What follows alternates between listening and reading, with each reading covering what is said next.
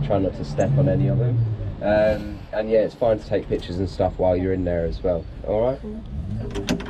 Excited?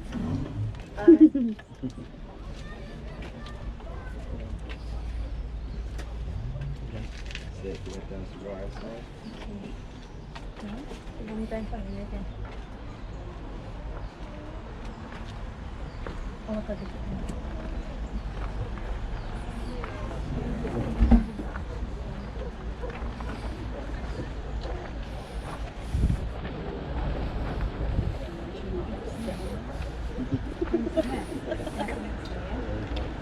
Right, you nervous?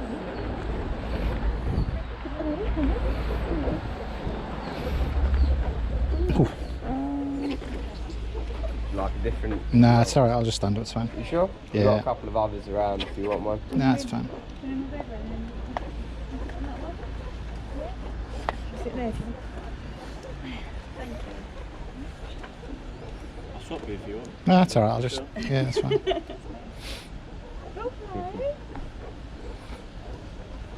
Yeah, so if you guys want to put your hands out, I'll spread some food around. It's best off if you have your hands down on your lap, just so they can sit on your lap. Otherwise, they just bundle you, really. Just got a bit of a leaf stuff there, please. Ow! Would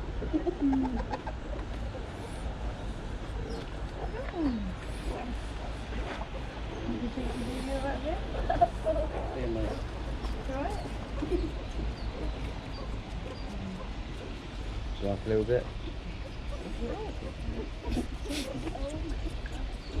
Do some as well? Nah, I'm fine, it's alright.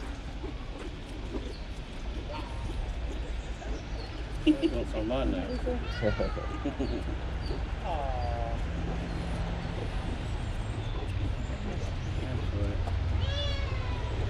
You alright today?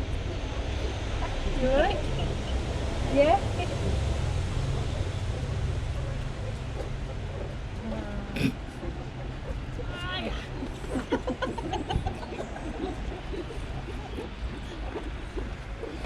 Your legs are too long. Have a little bit more of that. Okay. Alright, you've done now, haven't you?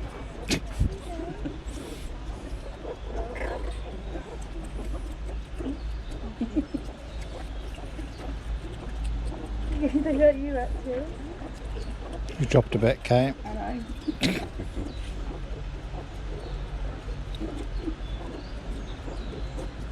So nice. Ooh.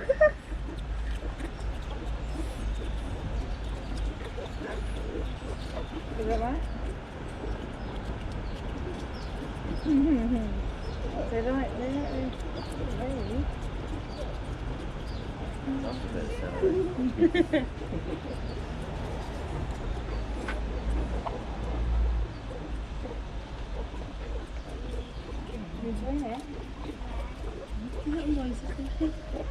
They're like literally the cutest things in the world. Where's that gone? Oh my. Alright. So look at mum. You like them? They're so cute, isn't they?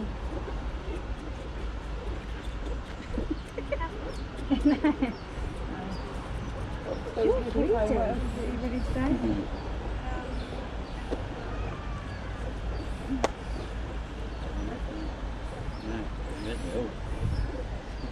How many are there in total? So we've got 7 meerkats in here at the moment. They're sort of what's left over from our old breeding groups. We used to have quite a few of them, but throughout the years we've slowly sent a few off to other zoos to breed in different collections. So these guys are all brothers and sisters in here now, and we're not breeding from them anymore, mainly because of their age. Meerkats in the wild live up to about 7 or 8 years old. These guys in here are all over 10 years old now. In captivity they can live up to about 13 or 14, so they're doing well. But yeah, if in the wild they would breed probably 3 times a year, and they could have usually they have 4 babies, but they could have up to about 6 in a litter. And obviously in the zoo they've got everything they need and there's no predators, so we end up with lots of meerkats everywhere, which we don't really want. And they do live in groups which have quite strict hierarchies. So once the groups get to a certain size, the dominant female who's in charge of the group she'll actually start kicking members of the group out. So we find in zoos, if the group gets too large, she'll start kicking members out, and we end up with lots of enclosures of meerkats where we have to move them around. But these guys all get on quite well now. It's quite a nice size group. In the wild, they vary from groups of anywhere from as low as sort of 2s and 3s up to about 10, even 20, sometimes even 30 animals. It does depend on food availability, so if there's not enough food, the female will go around, just start kicking members out so that there's enough for the rest of the group. But they are, I mean, they can be quite mean to each other, but in general they do work as a family unit, and they'll all sort of take care of the babies and stuff and work together. And they're quite well known for sort of sitting up on their back legs and looking out for danger. So they're mainly looking out for things like birds of prey, also venomous snakes, and they actually have different warning calls for different predators. So if it's an aerial predator, they'll make a barking call, and then they all know to run off and hide. Whereas if it's a venomous snake, they'll make a different call, and they'll all group together and try and drive the predator away. So obviously we don't just feed them celery here. It's a bit of a treat for them, and they are on a bit of a diet at the moment as well. They've spent too much time laying around in the sun through the summer, and they've put on a bit of weight, so we're trying to cut them down a bit. But naturally they are insectivores, although they will eat pretty much anything they can find. So they come from the Kalahari, so it's sort of desert grassland, so food can be quite scarce at times, but usually they will eat things like scorpions. They make up the main bulk of their diet. They'll also eat things like ants, earthworms, millipedes. They've been seen eating small lizards, small mammals, bird eggs, flowers, pretty much anything that they can get hold of. So here in the zoo we give them a mixture of things. One of the main parts of their diet is actually cat biscuit, and the reason for that is it's high in protein, so it's perfect for them. And then just cat biscuits, yeah. And then the rest of their diet is made up of live food, so things like crickets, mealworms, and locusts. And we'll actually scatter them around the enclosure, so you can see there's a lot of sort of logs and plants and things like that around. So we'll scatter the food, and the crickets will go and hide in the logs, and that way the meerkats have to work to try and get their food. I've actually got some live crickets that I'll bring out in a little bit, and I'll scatter them around so you can see them having a forage. But most of their food in the wild is actually found underground, and that's why they've got such long claws, because they pretty much spend all day digging. So things like earthworms and millipedes, they tend to hide down where the soil's much cooler. So these guys have got a really good sense of smell to find the food and dig down to it.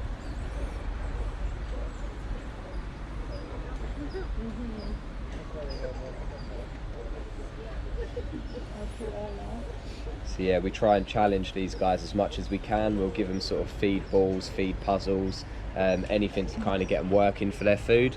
And that's because, well, with all our zoo animals really, keeping them sort of physically fit and healthy, and also entertained, mentally stimulated is quite high. Well, it's just as important as feeding them and cleaning them out really. You know, it keeps them busy and gives them things to do. So we spend a lot of our time making stuff up for the animals, but they tend to destroy it in about 2 minutes. And can you tell them all apart? Yeah, so these guys, I suppose we spend too much time with them, that's why we can tell them apart, but they are quite distinctive when you actually look at them closely. So like this little one here is called Penelope, she's the smallest one. We've got Dracula, whose teeth stick out at the bottom, is this one here. And then that one's called Boris, and then we've got a Timon, an Ara, and a Frank. A Frank. Yeah, there's always a Frank, isn't there? You know? And who's in charge? Dracula's in charge. Yeah, Dracula and Penelope. Okay. So Penelope's the dominant female, Dracula's the dominant male.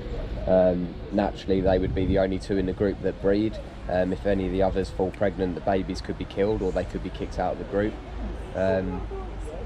Yeah, these guys don't have to worry about all that, so they're all right as they are now.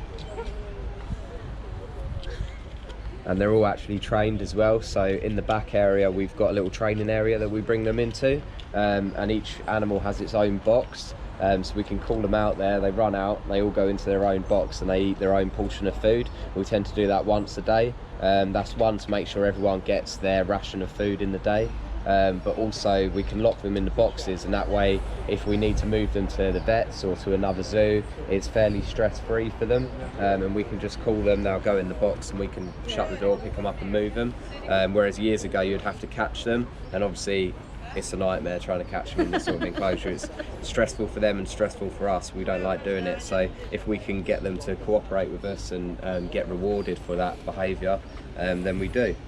And also we weigh them on a regular basis as well, sort of once a week. So the fact that we can now get them to go in the boxes, it means we can let them out one by one and weigh them, because before it was like a feeding frenzy, and you'd put the scales down in here and they'd all just be piling on it and they'd be climbing up, yeah. So it's a bit more organised these days.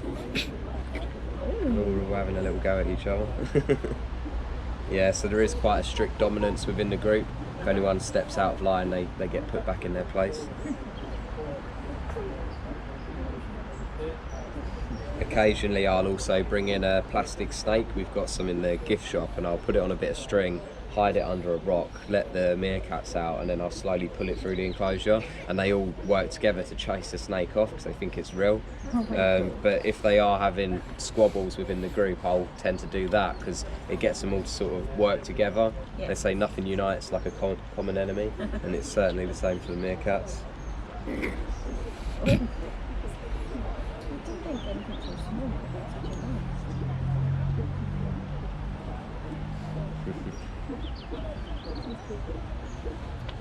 You can see Dracula there with his teeth sticking out. Yeah, the animals tend to end up with weird names here because sometimes the keepers name them, other times it goes out sort of a vote so public can actually name them. So some of them have got quite sensible names, others not so much. So we've got two lemurs here that are called Big Sausage and Little Sausage, and that's because the keeper decided that their hands look like little sausages. So. You must run out of names after a while though. Yeah, Trying you to be just imaginative. you just come up with anything really. They don't mind. So obviously in the Kalahari it's much warmer than it is here in Camden, although it is a nice day today. So they prefer this sort of weather, and you'll find them sitting out sunbathing like these guys are doing here. And they've got quite a dark belly, so it sort of traps the heat in. But yeah, it's quite an important part of their day. They'll wake up, they're diurnal, so it means they're mainly active during the day and they sleep at night.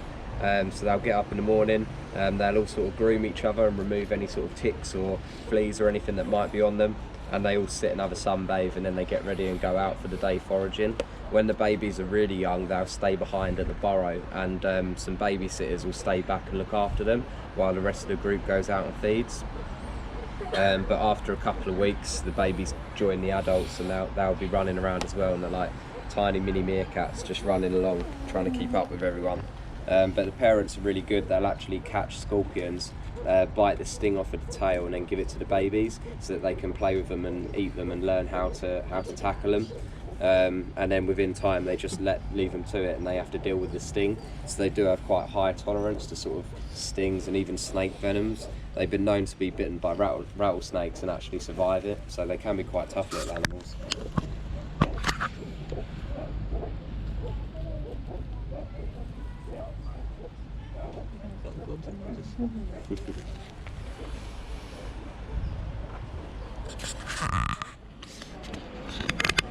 Has anyone got any questions at all?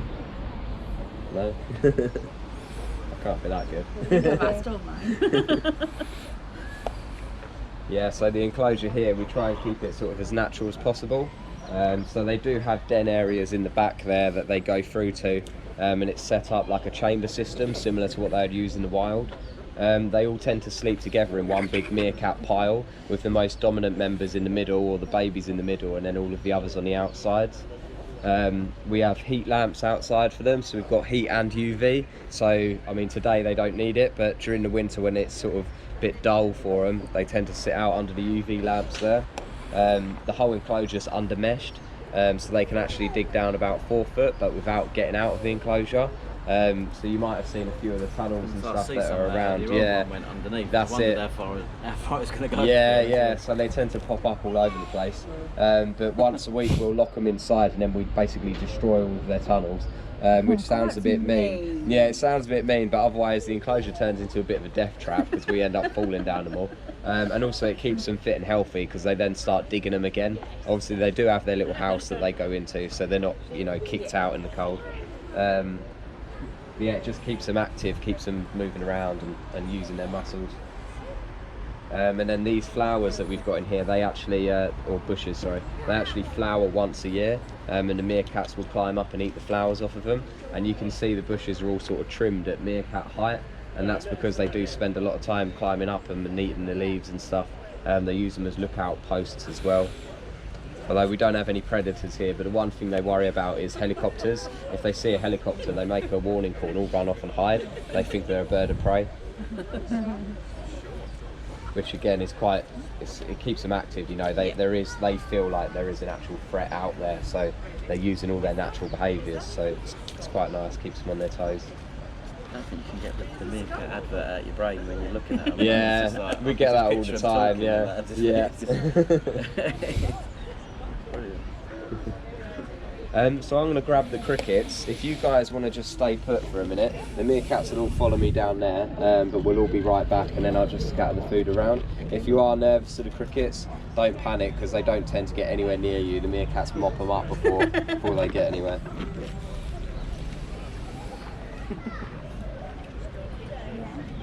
Oh my god. Yeah. You know not to go through the door though, which is great, because like, I would have thought they would try to charge through.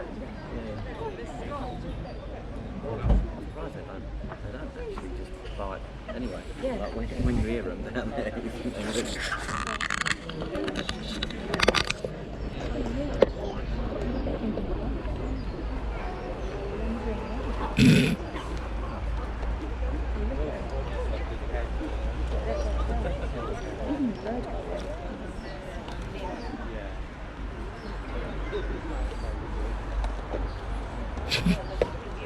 They didn't last long. No. That's 60 grams of crickets, so we tend to weigh them all out instead of counting them individually.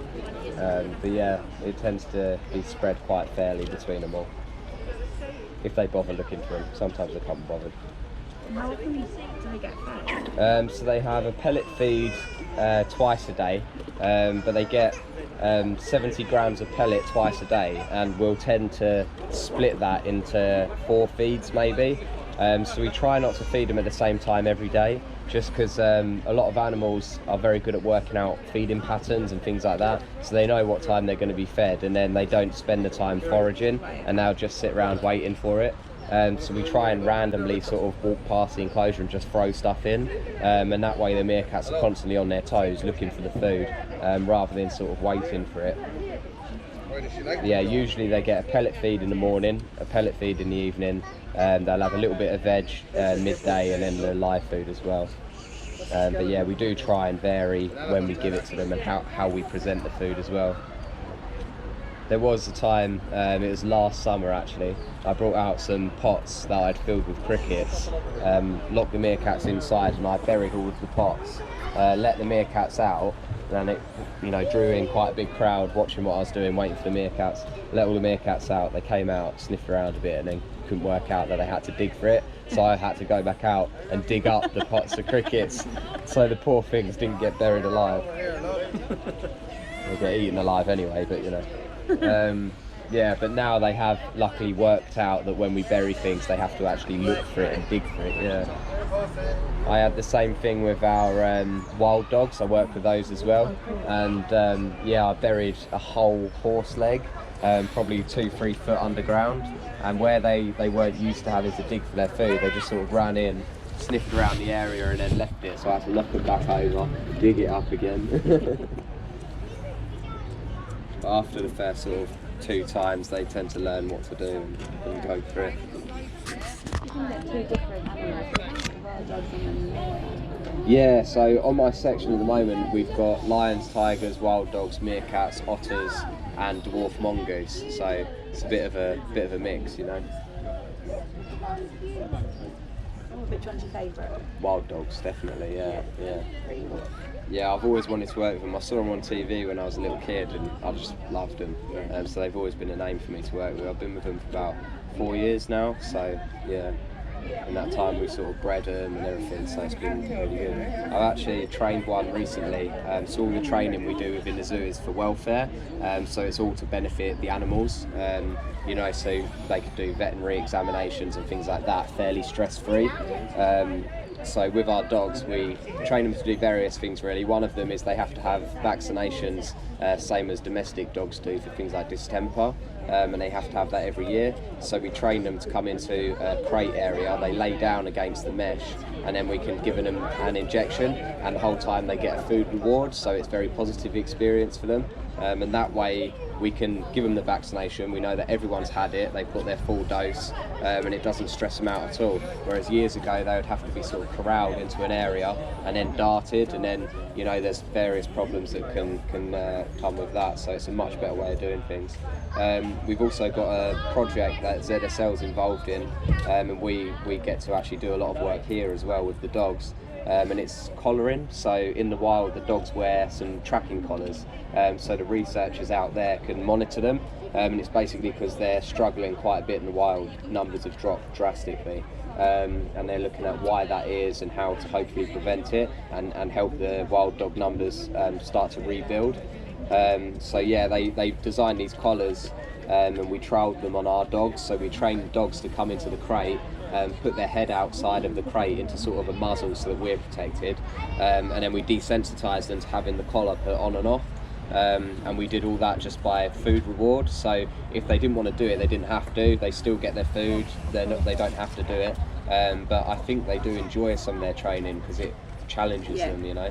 But yeah, out of 13 dogs we had 2 that would let us put collars on them, and yeah, we got to trial them, and now these collars are being used out in the wild, because the researchers used to go round on motorbikes and they would basically just drive along looking at tracks and things on the ground and trying to find the dogs that way. But I mean, these animals hunt pretty much all day. They can cover sort of miles, you know, they get up to 37 miles an hour and they can sustain that for about 3 miles, so they're quite hard to find.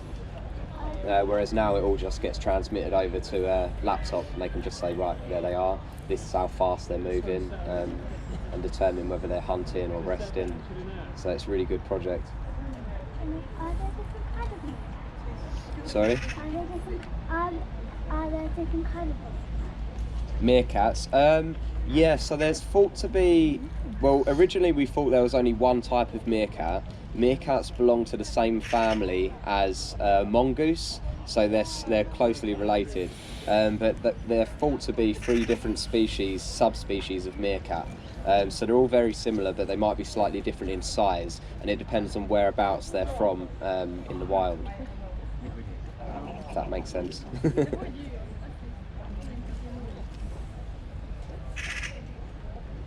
Right guys, that just about brings us to the end. So while they're busy digging around for the crickets, we'll try and make an exit. We'll just stop in the first gateway that we came to, and that's just so that we don't have both doors open at the same time and let the meerkats out, because that is a real pain. Alright? So yeah, we'll try and make our exit while they're distracted.